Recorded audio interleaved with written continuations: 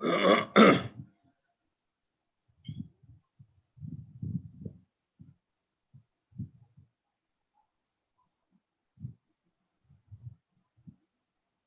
we are live. Hi and Hello. good evening. Welcome to the show, Dinesh.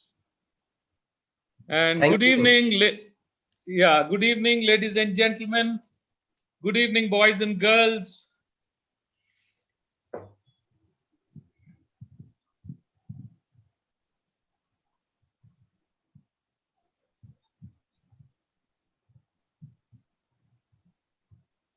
So I was getting the feedback from Zoom. I mean YouTube that was playing. So I'll join in there with my mobile. So good evening, Dinesh. Welcome to the show. Good evening, ladies and gentlemen. Good evening, boys and girls. Welcome to another episode of That's Life. I have with me today Dr. Dinesh Nair. Dr. Dinesh Nair is my buddy from school. We spent our formative years at Loyola School, Jamshedpur. And I'm extremely happy and so pleased to have Dinesh here with us today to share his journey and to share a lot of learnings that could be of use to a lot of young people all around. So, Dinesh, to start this episode, I have the first question to you. Dinesh, tell us a little about your formative years in Jamshedpur. Uh, Thanks, Atul. First of all, it's a privilege to be here and to be talking to you, my good friend. And I know that we also have other friends here. And I'm also glad that we have an audience of young people who are also joining this. And let's start from there. Our youth, which is, as you rightly said, our really formative years, and that formative years in Jamshedpur was really very. I feel very privileged to have gone through that to that upbringing.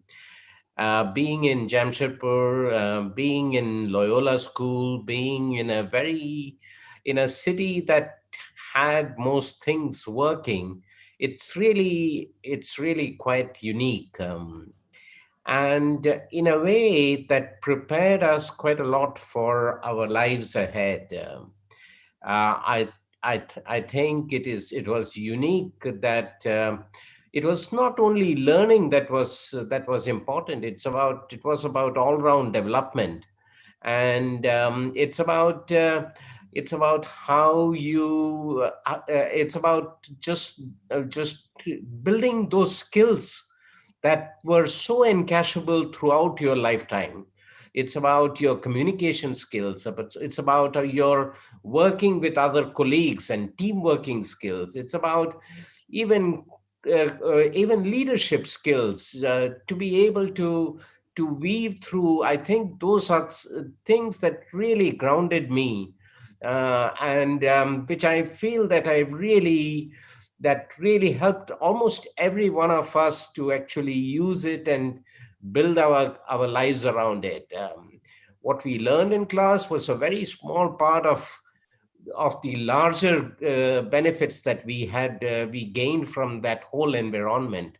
And it was unique that we had so many friends and such a homogeneous group of people, which I find very unique in the sense, say, we were all more or less same, working middle class families, coming together with the only single purpose was education and betterment of our lives. And I think India was also at a very unique point in that period where you could see middle class aspirations slowly trying to come up and build, and those things got rubbed onto us. And I saw that was very unique and really helped me throughout my lifetime. Let me stop there, but happy to go on. Wonderful, Dinesh. And I'm so happy you spoke about the skills that we picked up in school: communication skills, team working and collaboration skills, leadership skills. Well, these are some of the skills which are relevant even today, and I'm sure they are going to be relevant going into the future as well.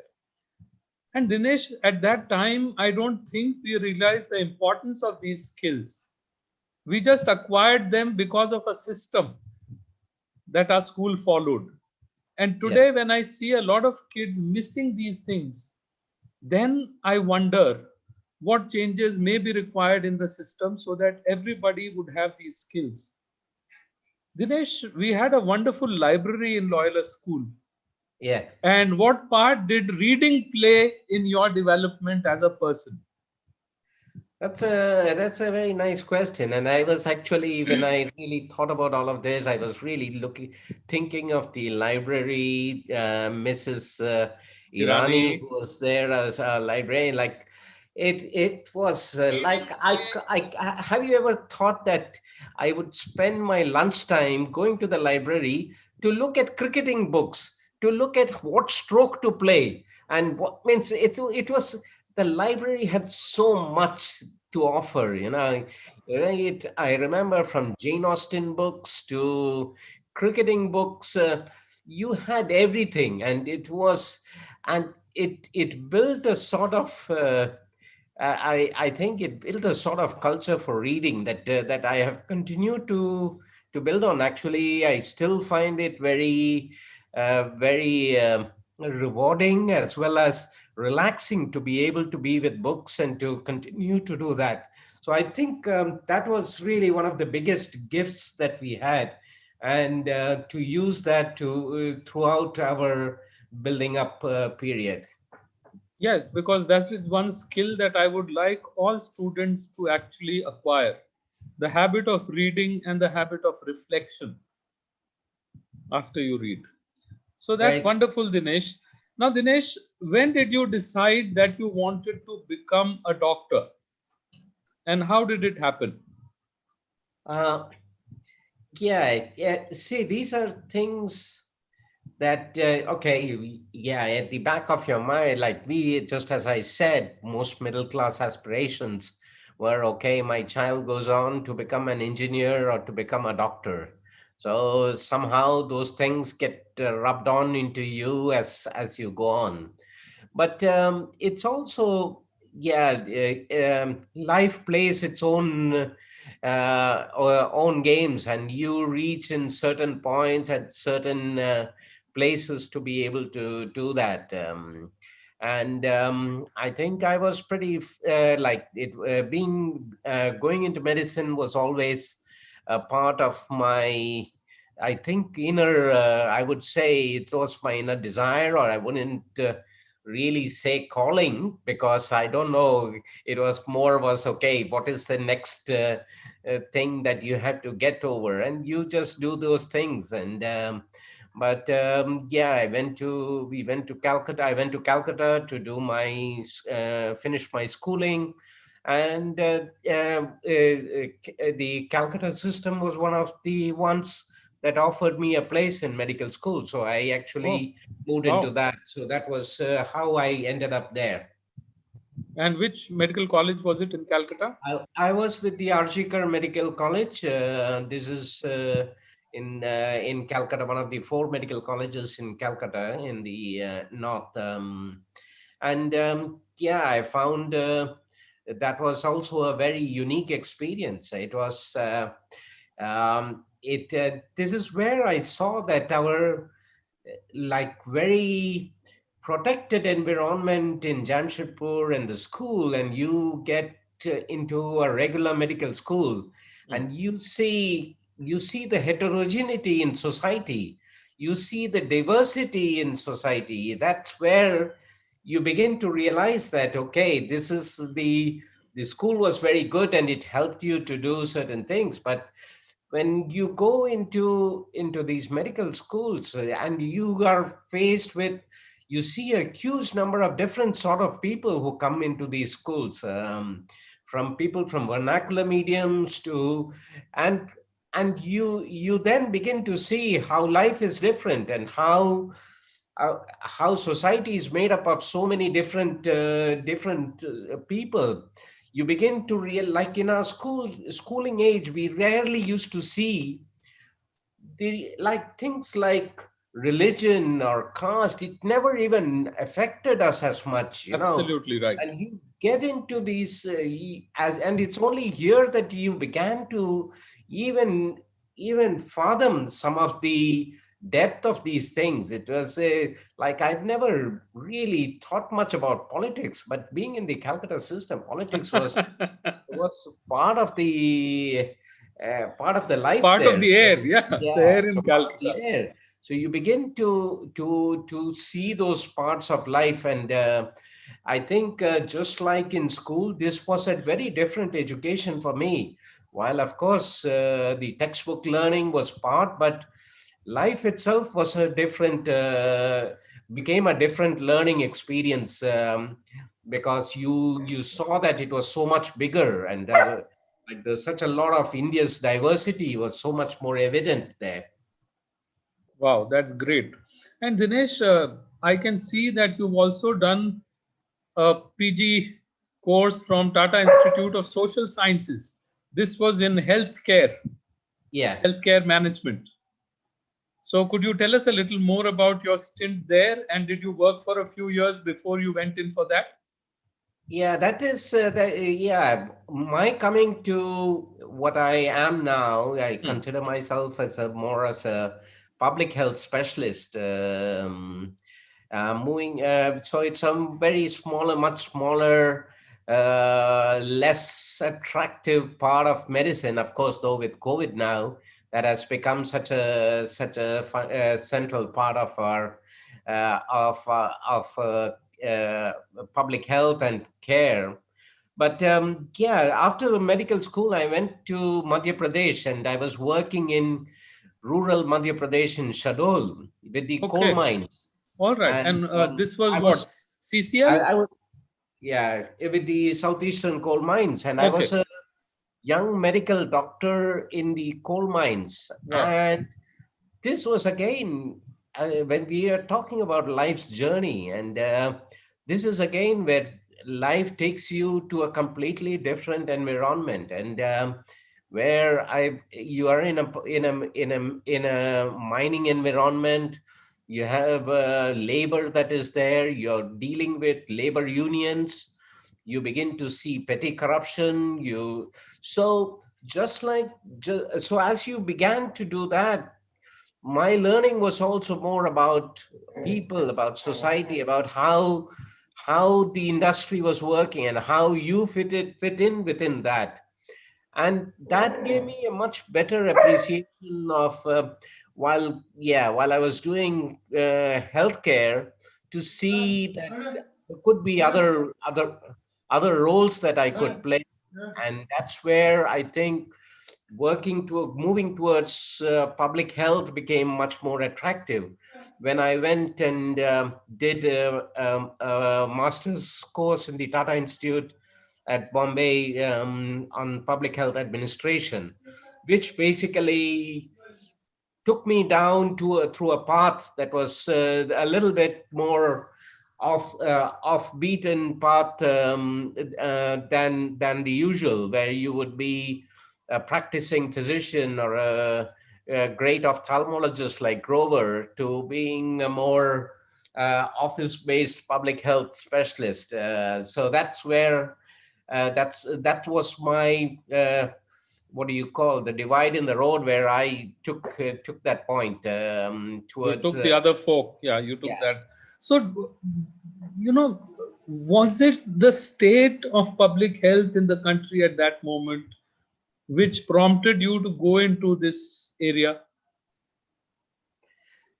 It's it was it the state like I thought it was a very underappreciated area. Hmm. Actually, why I went was because, say, you usually begin to see people like at least about 30 years, 25 years ago, there was less appreciation, at least definitely even today in India, but at least there is much better appreciation in the West now about the role of public health and public health administration.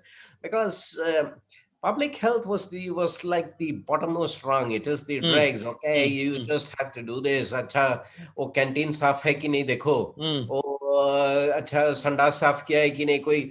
somebody is taking care of all of that. To actually, I thought it was a much Get some underappreciated DDT area. sprayed, when it's monsoon Yeah, whether time, you had DDT things of that spray, kind. Yes, yeah, or whether there were too many rabid dogs correct.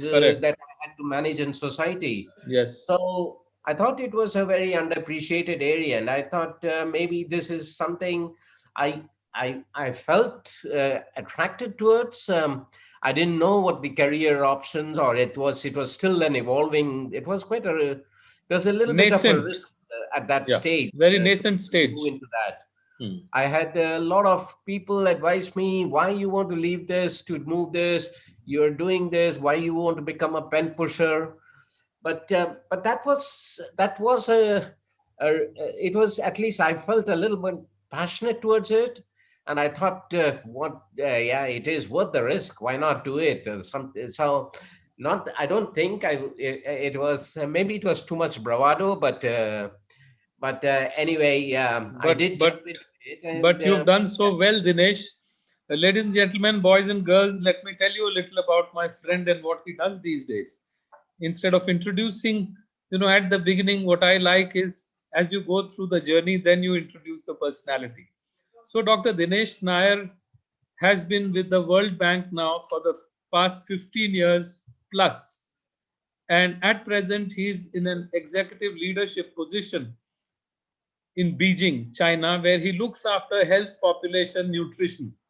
Would you like to tell us a little more about what you are doing at present, Dinesh? See, the World Bank is a multilateral institution, and my role is basically supporting health systems in the countries. So I currently work on two countries, China and Mongolia. And these are the two countries that I work with. And in China, we are involved with a large health system reform project. So basically, it's reforming because, see, my work in China is very interesting. Is with economic growth, what has happened is people are just going just like in India. Everybody goes to these hospitals. They Hmm. want they want the highest level of care. But if you look at it, this is expensive care, Hmm. and you rarely need that level of high level expensive care. What you need, because what are China's problems is with aging population, with the non-communicable diseases, and this is where we are also, the India is also headed in that same direction. You begin to see that you will have more non-communicable diseases like cardiovascular diseases, diabetes, cancers, or so you need more basic continuous care, and that's where the basic level of care systems are important. So trying to change that, the health system towards that is what one of my tasks here. And similarly in Mongolia, which is a very small country, but which is highly urbanized, but with high air pollution, and creates a lot of respiratory tract diseases. So to how to deal with that and how to build a health system that is much more takes care of that. That's wonderful, Dinesh. So, the work that you are doing now, is it more of back room or are you also on the front line a lot of times? I am on the front lines a lot of times, but the work is mainly dealing with the leaderships in these Hmm. countries, Hmm. leaderships in terms within the government, in terms of their policies, in Plus terms of planning, strategizing, and all those yeah, things. strategizing. Hmm. Of course, it takes you to the front lines. You begin to see the villages. You begin Yeah, to to see, see the progress and to see yeah, what you needs to see the be done. progress. You monitor the progress. You see, you define goals. You define targets, and you see that. So it takes you. So while most of the work is policy and strategy related, it does take you to the front lines too. And Dinesh, I see that you've worked in Bangladesh, you worked in India, you worked in Nigeria, now you're working in China, Mongolia. So, how has this journey been? It's a multicultural journey that you've had, and I'm sure you've picked up a lot of things at various places. Now, which place would you call your home, or where would you like to settle down after you retire? When you retire? No, there's still a long Yeah, way to go. but yeah, just like the journey, just give me taking a moment to continue that journey. It's like this. Like in some ways, you begin to see as you move. As I have been very fortunate to really be in these places and live in these places for years. So, like I was in Bangladesh for 6 years, Nigeria for 3 years, now in China for 3 years. And you see fundamentally people are all very similar. We all care for our families. We all want the same betterment of what we want. Most people want harmony. Most people value the small things in life. So Beautiful. it's the same. So I've seen how the even in Nigeria, people trying to get better, make life better for their families. Be it here in China, to see that, okay, how can I get work that will keep me going and not free money? So it just makes you really think that we are all so similar across the world. And we all have the same aspirations, same, more or less the same values, and how we it's not so difficult when you get to the base level to really interact and to live. To respond to your question, what does all this mean? Yeah, to be frank, finally it just takes me back. Means for me, I'm like the homing bird. Just going back home is coming back to India, coming back to my roots, living there, and to that's where my home is. And I, but in a way, you also grown. So I also worry quite a bit. How will I fit in, or what will, because it's those inner fears that are there.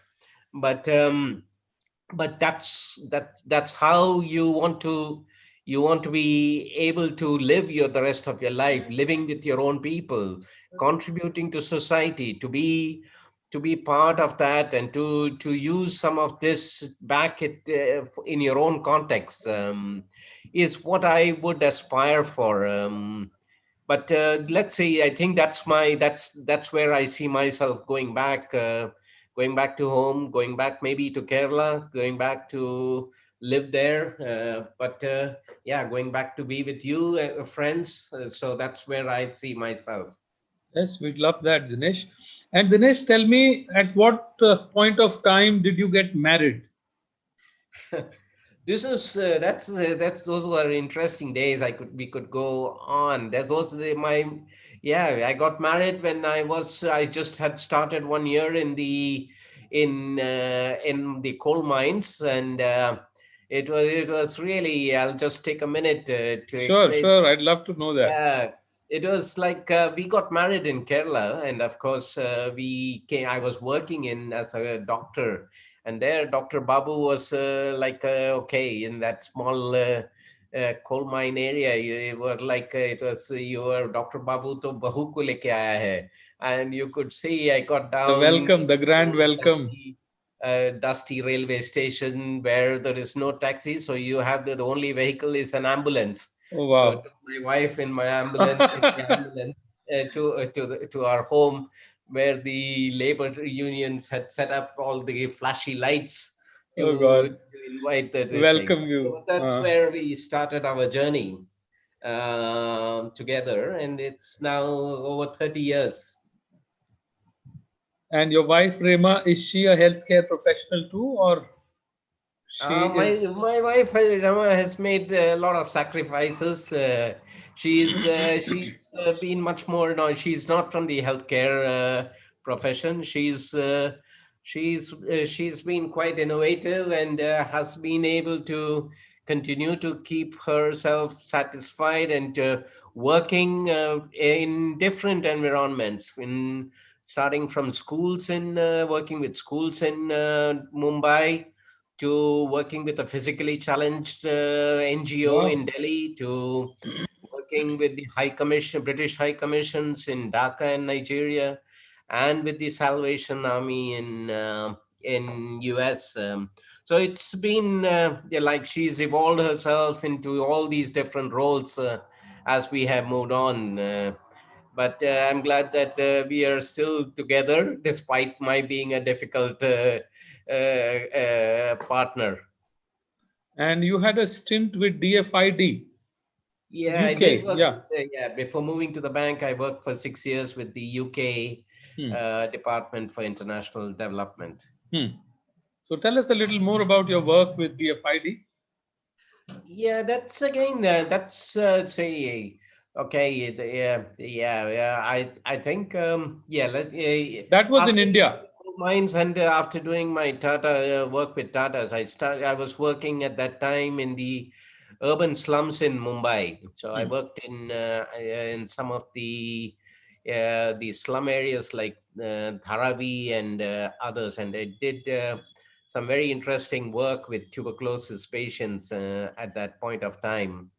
And one of the good things as a result of that was after that I moved to working with tuberculosis with the Department for International Development, that is the DFID, and we did large projects in Andhra Pradesh with at that time the TB was, we had this DOTS that was being Hmm. started, which Dots. is Yes. the Direct Observed Treatment short course. So that was being started and trying getting that rolled out in one province was what I was doing at that time with the DFID. That's wonderful, Dinesh. Now, Dinesh, you have two daughters. Yes. And how have they taken to all this travel? And did they also move around with you to different countries? And what about their education? Yeah, the good thing was we had they had the benefit. My both my daughters grew up parts in India between Mumbai and Delhi, and then finished the last 5 6 years of their schooling in Dhaka. So they traveled with us in a way. Yeah, they have also become like a partly third world. So basically been moving around with us, so having seen different parts of the world. But and They finished their education. One of them lives back in Bangalore now, working with a startup, and my other daughter is in Washington DC, where she is pursuing her life and her career So there. Bhavna is in Bangalore, No, Arti is in Arti Bangalore, is in Bangalore, and Bhavna is in US. and Bhavna is in Washington, and they're both pursuing their own lives and careers now. And how often do you get to meet? Usually before COVID, we were lucky. We were in Washington DC for 5 years before we moved to Beijing. But otherwise, before COVID, we would at least meet them maybe at least twice in a year. But this year has been more difficult, and it will get to a year since we met with both of them.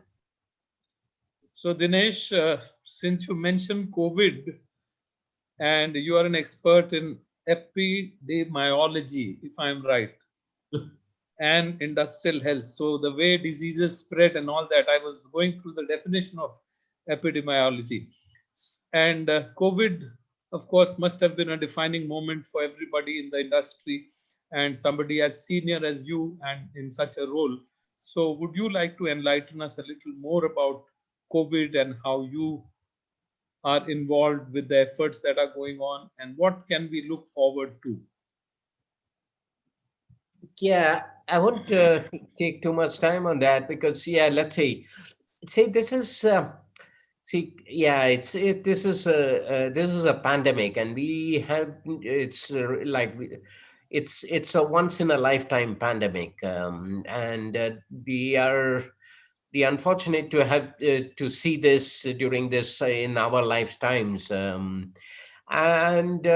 and I think the damage that it has caused to economy, to people's health, to people's to Lives. education, to lives, it's going to be it will take a long time to undo a lot of that.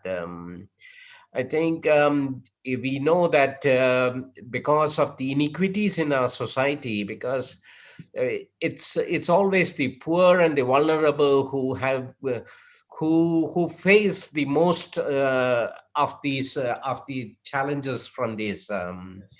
So it will be the poor and the vulnerable who are most who face the health issues with COVID, in terms of being able to access to healthcare, being able to find the right health support, to not get into financial shocks because of the healthcare.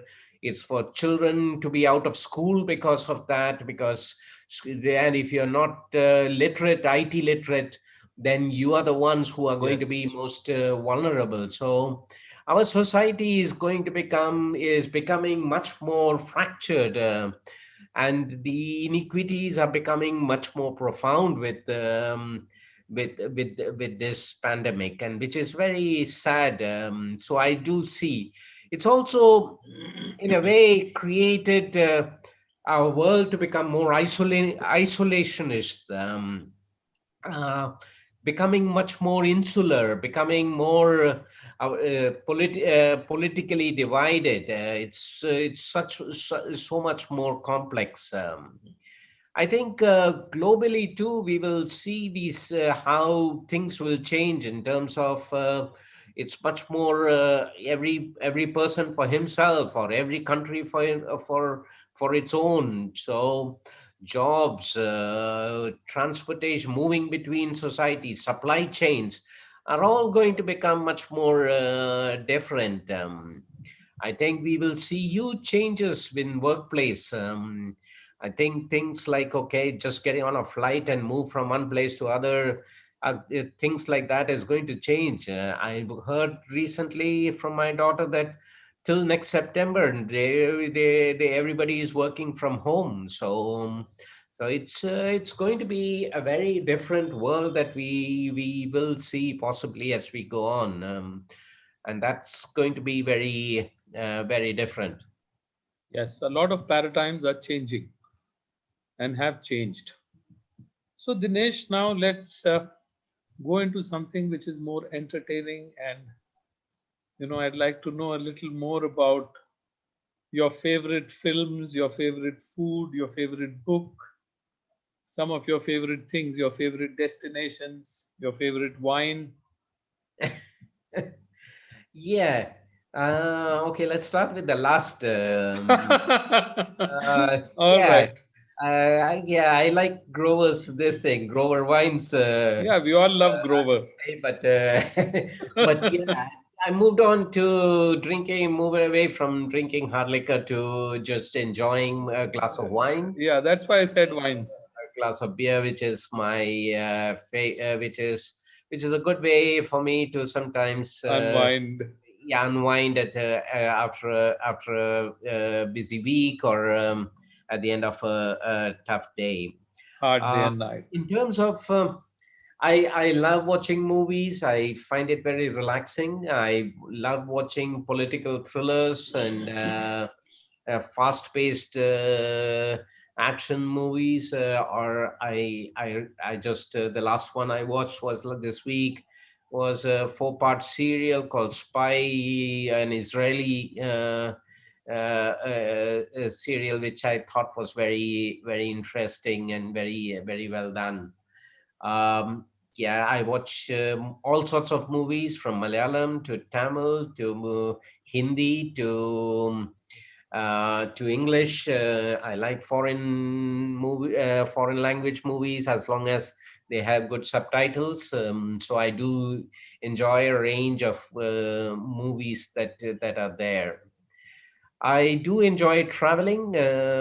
I like some of the best places I've been is seeing the gorillas in Rwanda, in the mountains in Rwanda, which was one of my most fascinating experience. I think that I think is was one of my best holidays.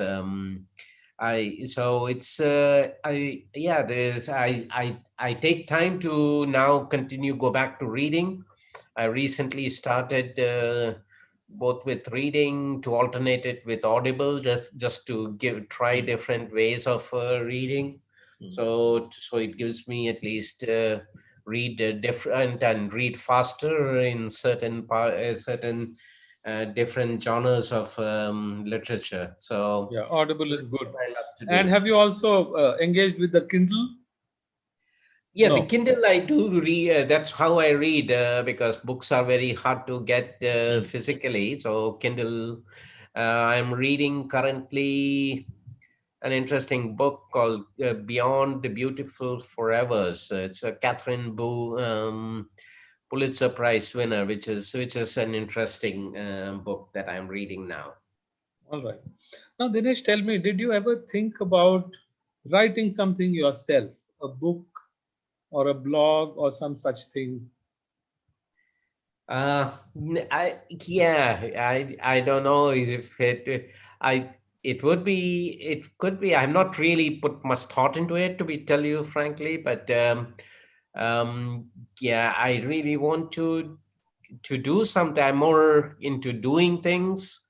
I'm keen to find the right. I'm still looking at these right right things to engage myself much more fully as I try to get away from a regular work to doing something that is much more personally rewarding. Things that attract me. So I'm okay. Yeah, I haven't really thought about putting it down, but yeah, I hope I can live a full life and contribute still. Of course. And what do you do normally at the end of a hard day, apart from the beer or the glass of wine? At the yeah, I'm now trying to spend an hour, very just because just to help me relax much more to read is what I'm trying to do. Frankly, at the end of a hard day, just to try to read for about at least half an hour or 1 hour to before, because the problem is also now with the technology there is so much you can catch up on online. You can through WhatsApp. There is such a lot of stuff that is available to read, bits and pieces, but actually to read something that is continuous. I try to leave at least the last half an hour of the day to do that. Wonderful. And Dinesh, it has been my experience that if you're a great reader, you can always become a great writer, because somebody who has read will be able to write. Somebody who's a good listener can become a great speaker. This is something I tell my students too, that before you want to become a leader, become a follower. Before you want to become a speaker, become a listener. And before you want to become a writer, become a reader. So it's a great habit, Dinesh, and I'm very sure there are a lot of things inside you which can come out by way of a video blog, a blog, or a book, or some such thing. I'll follow up with you on that. Yes, sure, and I'll be able to help you. If anybody wants to write a book, they can get in touch with me. I would help them get it on the shelves within 1 month. If they're willing to work at a pace that I set for them, within 1 month, they would be able to have it on the shelves. So that's great. Now, Dinesh, let's go back and look at our lives and then look at the lives of young people who are about to enter the workforce in the next 1 or 2 years. What would be your advice to these people? How can they prepare now for the post pandemic world and for a world that is seeing a lot of volatility, seeing a lot of uncertainty? What are the skills that they need to pick up? What is the kind of mindset that they need to approach life with? That's a very important question, and Yeah, and we can see how things have changed over these years, and which is going to become so much more profound as we go on after the pandemic. I can remember my dad worked 40 years in the same institution. I was lucky; at least I moved a few jobs in my lifetime. And when I look at my children and the young people, it's you can see how things are going to be so much different.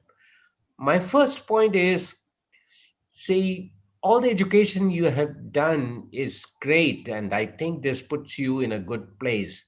But be prepared first for a lifelong process of learning, Beautiful. because what is going to be important is it's like it'll you will have to continuously find new ways to upgrade skills, to find what is the niche, to find the way that things are, because I'm now seeing people are looking at different things. People may be having steady jobs or done it, but now they're beginning to learn at how do I do gaming, or how do I do something else, how do I do digital selling, because things have changed. It's no longer brick and mortar shops.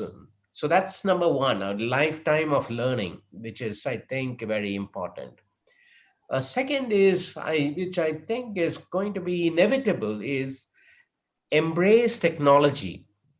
Because without embracing technology, you're always going to be, because society is just inequitable otherwise. You will be left out of many things. You have to embrace, use and young people are so much better at that.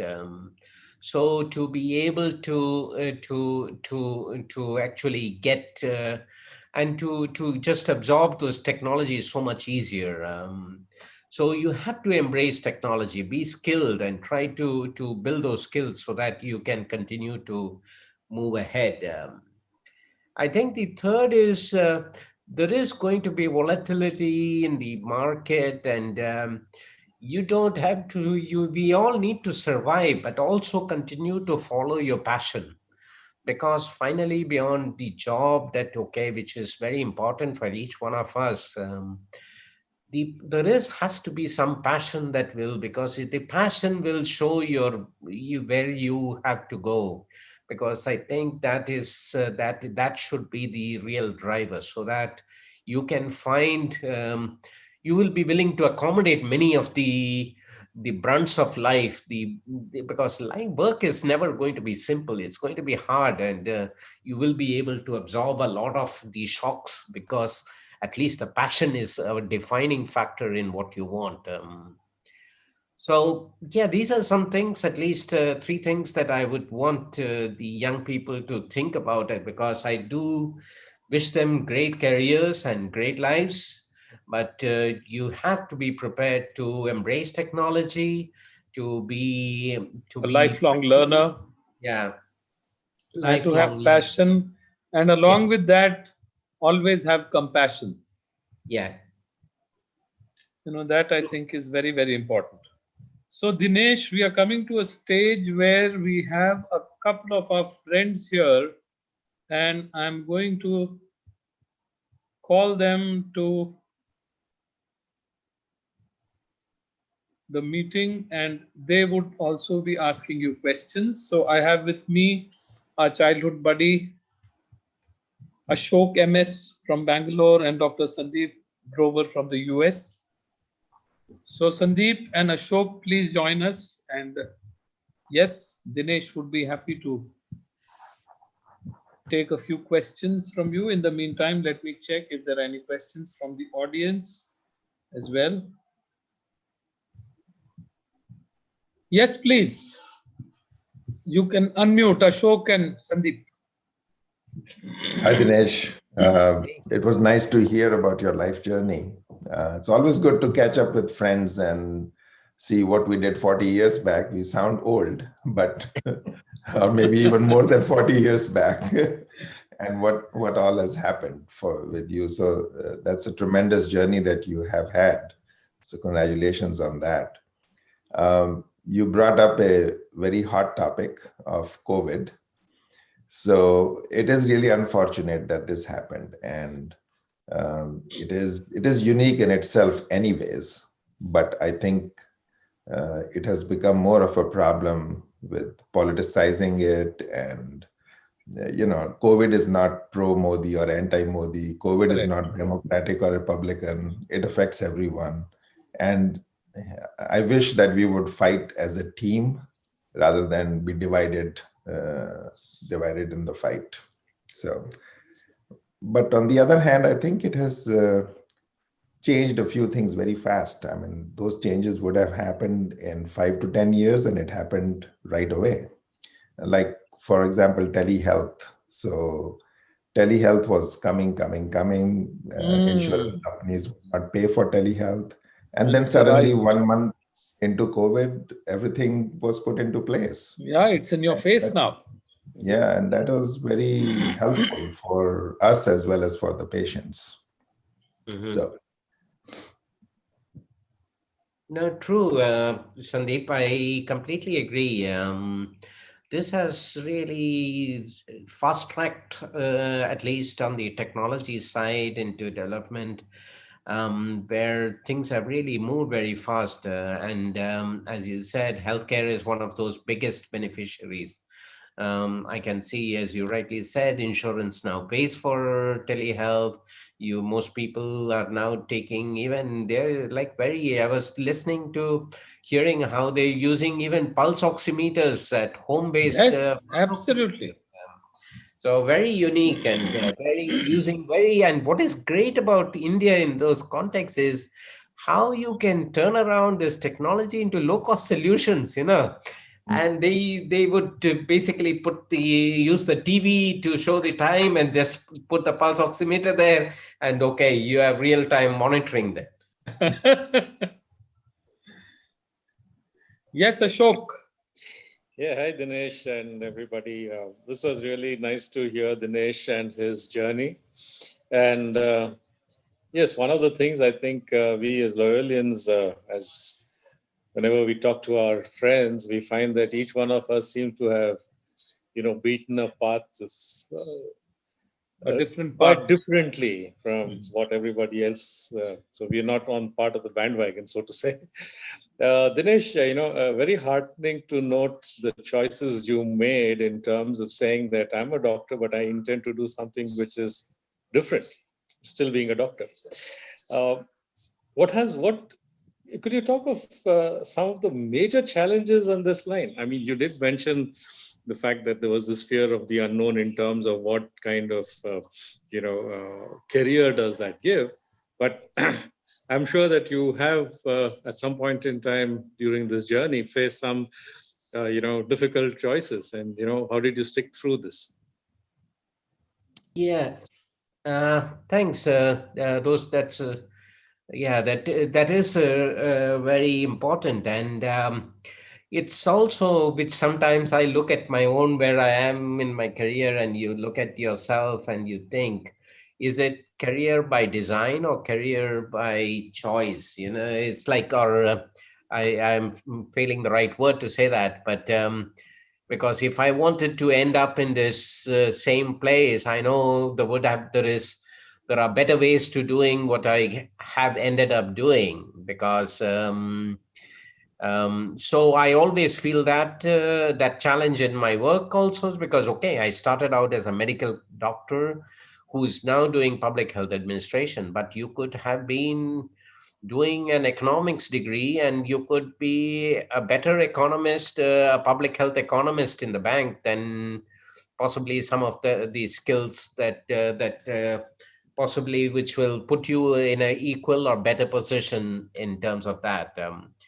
So, but I think just like that, what I just said, each one of us brings a different perspective, and I think we all should value that diversity. So, which is one of the best things I learned from this whole journey into being a public health specialist is how you, like, doctors are, I pardon me, Grover, but we are a little bit, I always feel, too conceited and sometimes too okay, we know we are technical experts of this thing, but we are not so welcoming of diversity and about how different people can make the same thing. So I've learned that the hard way about how it is important to really see the role that nurses can play, or to see the role that let's say nutritionist plays